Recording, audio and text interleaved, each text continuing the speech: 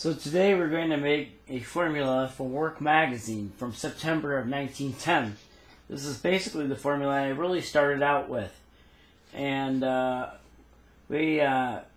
original one calls for 12 pounds of stearic acid and a pound of caustic soda and an ounce of aluminum and 2 pounds of paraffin wax.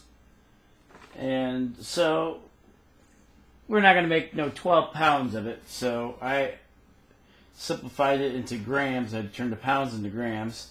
So we are making a 1,000-gram batch with the same proportion as this is a September of 1910. And this is pretty much, I remember my original formula. It's a lot different making than a lot of the formulas that I've made recently. And I'm like, why not revisit it? So we are, because everybody liked those bright white blanks. And let's see if we can make them better than when I made them back then. Because I didn't have very good measuring equipment at all. Everything was done just willy-nilly and with no, So, what's different about, there's a lot of things different about this batch. Okay, so first, we want to melt our stearic acid. So we have 796.7 grams of stearic acid. We want to add our stearic acid first. But wait, that's not all, folks. No, that's not all. You're used to us usually putting in you're really used to me putting in the Saracen at a different time. The 1910 Work Magazine article calls for paraffin, but we're using pearled Saracen wax here, so we'll see if this makes an improvement over the wax that I made as far as quietness goes. But this is basically the formula that I used back in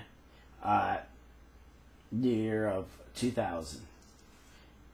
And I would mention the collector's name who gave me this formula, but he probably doesn't want to be mentioned on here.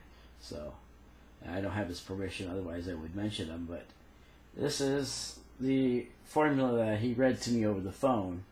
And what didn't make sense to me is it said 145 degrees to melt this all at. I'm like, 145 degrees? That's too cold.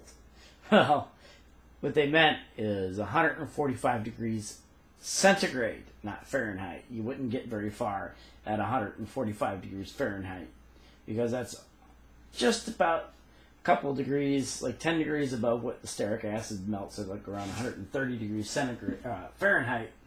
So around there. So 145 degrees Fahrenheit is not a good.